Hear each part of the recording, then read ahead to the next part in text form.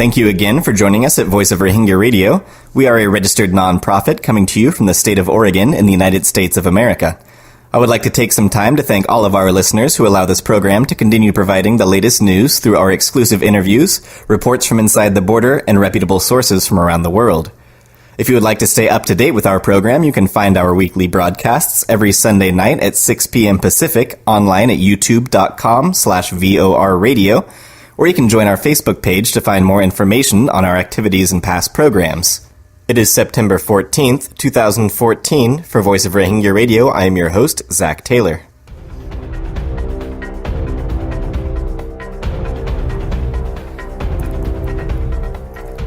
Thank you for joining us. Today we have on the program Director General for the Arakan Rohingya Union, Chairman and Founder of the Burmese Rohingya Association of North America, and Professor at Pennsylvania State University, Dr. Waqar Uddin. Dr. Uddin, thank you so much for speaking with me. Thank you. I know that you recently spoke at the annual Islamic Society of North America convention in Detroit a couple of weeks ago. Could you tell us a little about your experience there? There was in ISNA 2014, that is 51st annual convention of Islamic Society of North America. That's the largest gathering each year of Muslim Ummah in the United States. Maybe some folks from Canada also come and join there. This is a 51st annual convention. Rohingya, we had two events in the ISNA convention, and one was the exhibition. We have exhibition booth where we displayed all sort of information, photos, pictures, a lot of souvenirs, and we have a large posters and banners, and a lot of visitors came and stopped and inquired about Rohingya issue, talked about Rohingya issue at the exhibition booth. A lot of people, younger generation Americans, they were asking us, they would like to volunteer, although they are not in the same town, but they want to help on this issue through internet and other in the distance manner. We're very pleased that these people, a lot of people are touched by the stories in IDP camps and our overall situation in Rohingya areas and villages and political situation, human rights situation, all those sorts of things happening in Rakhine State. And we had that exhibition was for 3 days. So we were able to do that for all the 3 days. And then on Saturday afternoon, in the evening, actually at 6:30 p.m., we had a special Rohingya panel session, and about 90-minute session, actually a long one. There we had 4 speakers, including myself. The speakers were Ambassador Ufuk Gokchen of the OIC Permanent Mission in the United Nations, and former U.S. Congressman Tom Andrews. And now he's heading the United to End Genocide. His office in Washington. He is the president and CEO of United to End Genocide.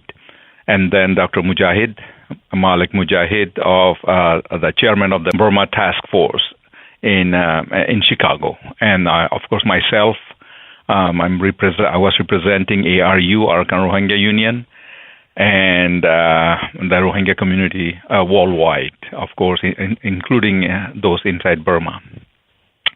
So in this session, I was the first speaker, and I gave the brief background information on Rohingya ethnic minority in Arakan State, just for a quick review for those who may not be quite familiar with the indigenous roots of Rohingya people in that region in Arakan State, in northern Arakan State, and I explained how the modern history of Rohingya has entered the dark period during the past half a century since dictator Ne Win took over the country, overthrew the government in 1962, and since then Rohingya history, entering a dark period until today, even now. And I covered other things such as deprivation of rights of Rohingya by military regime, army government in Myanmar. Starting from then, now it's still happening. All all kind of ethnic cleansing and major human rights violations.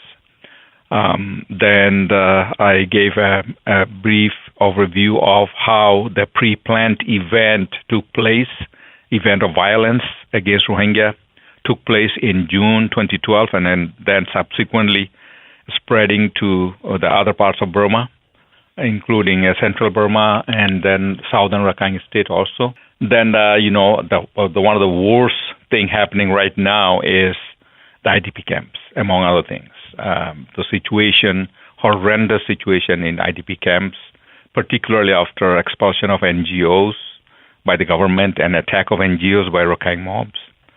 And then I covered two most serious issues in addition to the IDP camps as well. One thing was the present verification campaign, so-called verification, very controversial. In this campaign, government officials reportedly conducting this campaign using for data collection. Those data collection sheets were titled as household membership in illegal Bengali immigrants. So that as a term they're using interchangeably. Sometimes they use blank sheets, sometimes they use a illegal Bengali immigrants term in there. And not just that, the officials and forces are turning violent against the Rohingya families. Even the latest report of Rohingya women being dragged from the house and being beaten because they were not cooperating, because they don't like the term illegal Bengali immigrants. They are not cooperating. So the Burmese officials are beating them to cooperate, basically. Another important thing was the terminology of Rohingya identity. And I have warned the international community that situation is dire and very grim as the government of Myanmar is poised to conduct verification under the pretext of national census.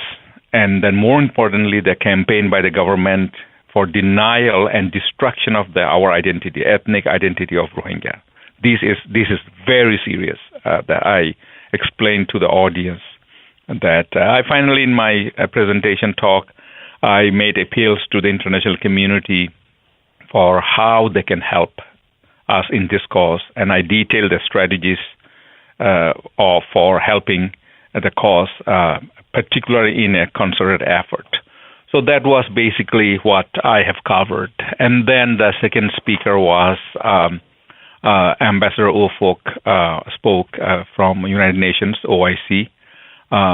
He spoke on humanitarian and political issues in Arakan and OIC's dedication to Rohingya cause, stressing that Rohingya issue was the first topic in the recent meeting of OIC SG, Ayad Madani, with UN Secretary General Ban Ki-moon in Bali recently. A Rohingya issue was that one of the top, I think the first topic in their meeting.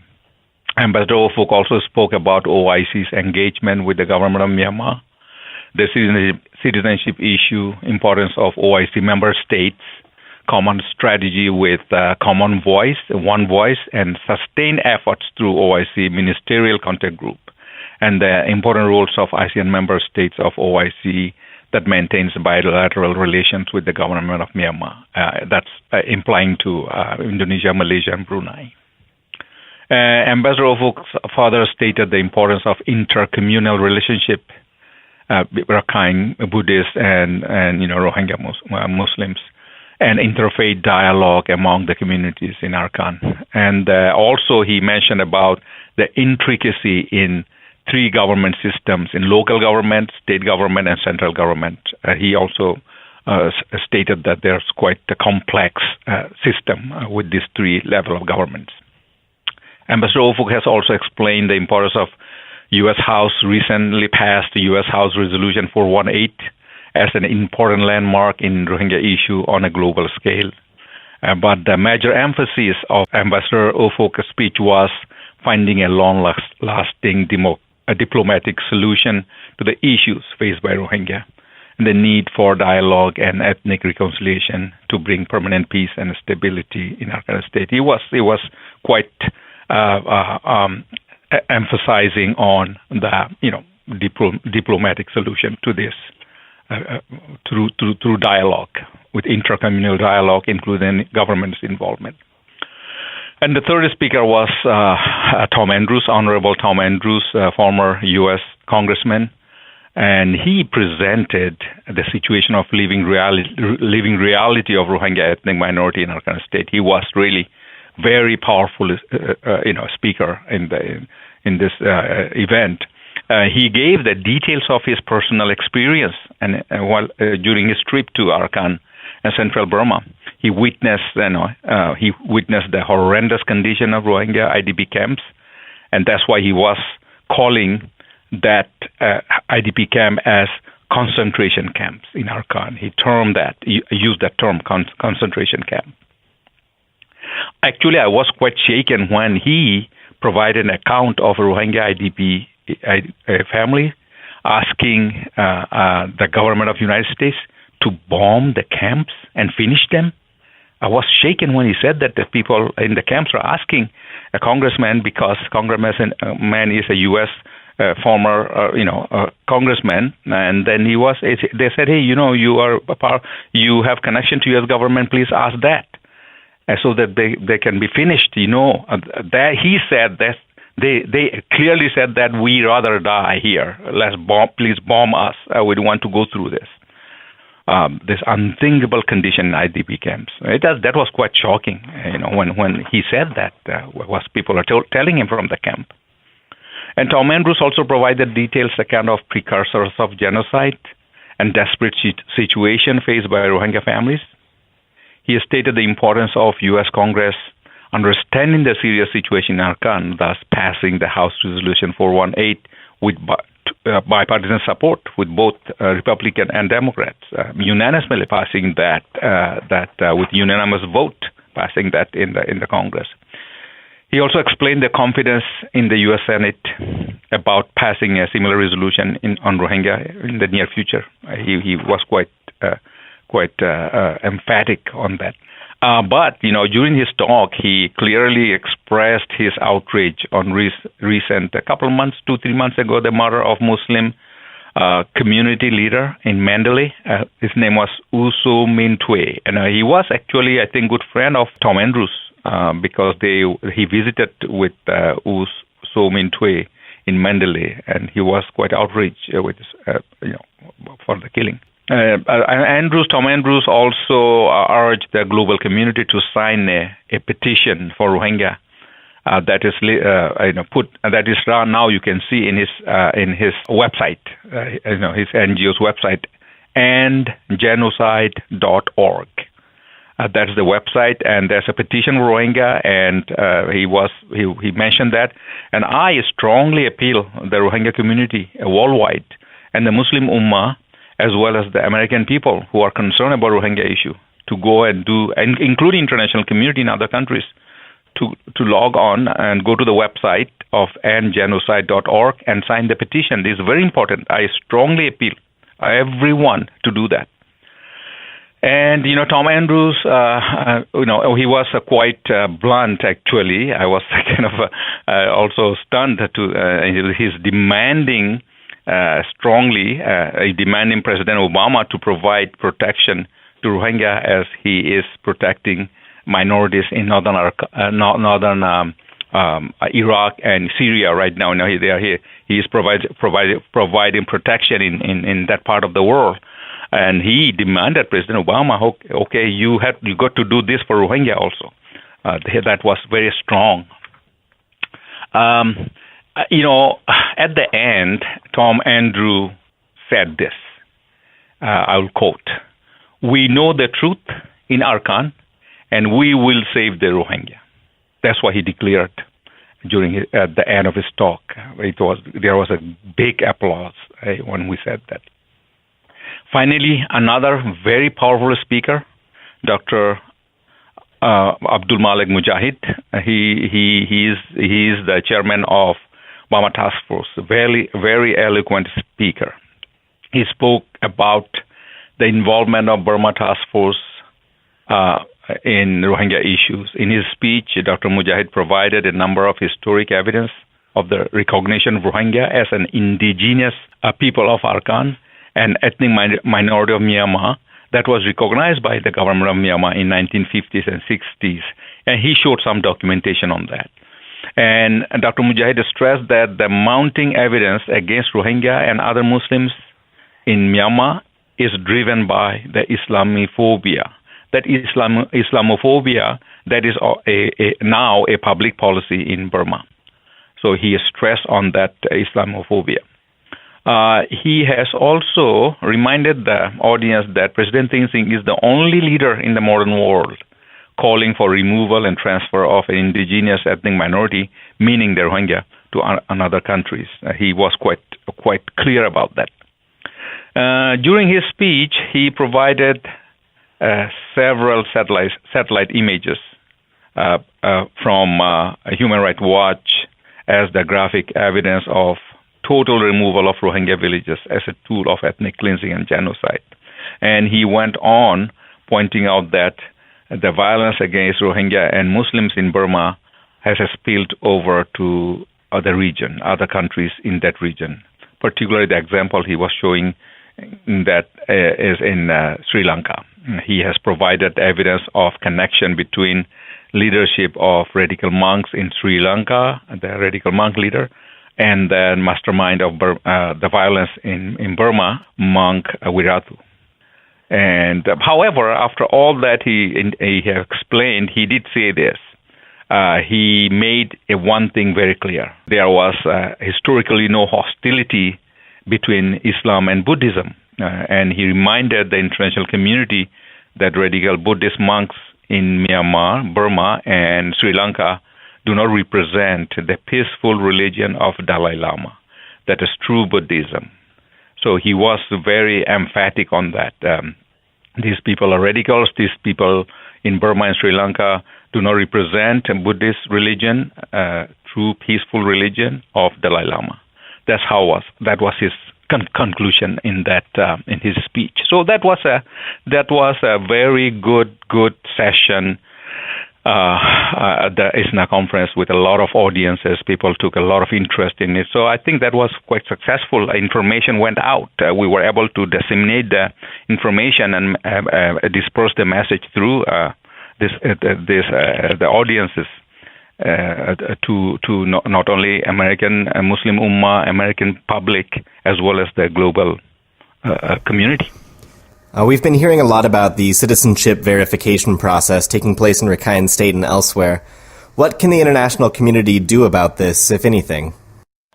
Citizenship verification, I basically wanted to let Rohingya people know that on the ground in Arakan State, they really understand the situation better. They have to make their own judgment, and there are leadership in Burma, Rohingya leadership, and they need to consult with them, and then they follow their instruction, because situation on the ground changes time to time, and it will be not realistic for anybody living outside the Burma, in Europe or US or in Middle East or even in Southeast Asia, to give direction to Rohingya people in Arakan how to respond to this verification campaign.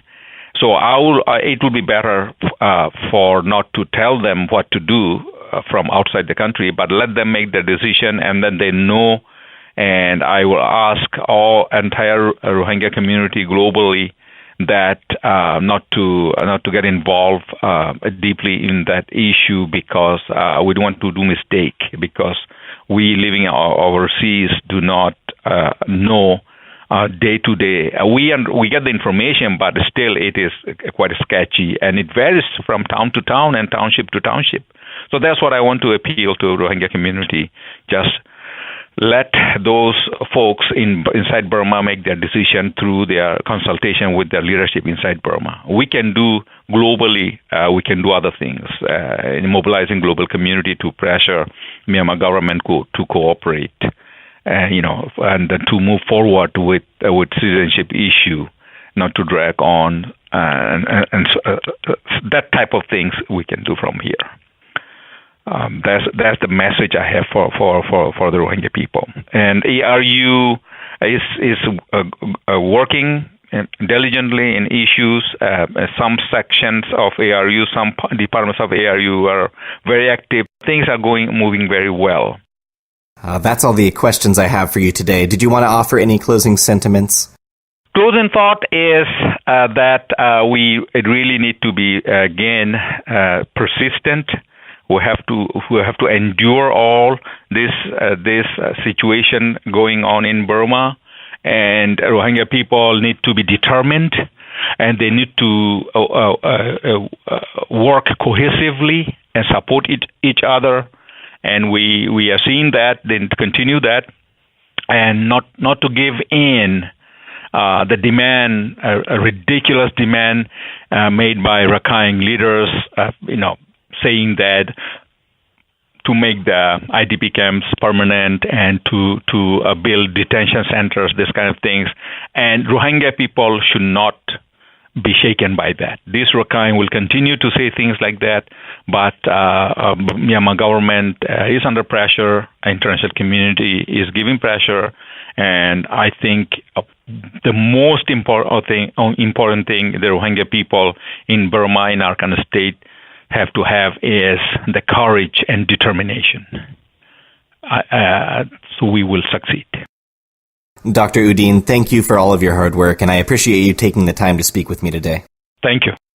That was Director General of the Arakan Rohingya Union, Professor Dr. Waqar Udine, in a phone interview with me in the studio. You were listening to Voice of Rohingya Radio.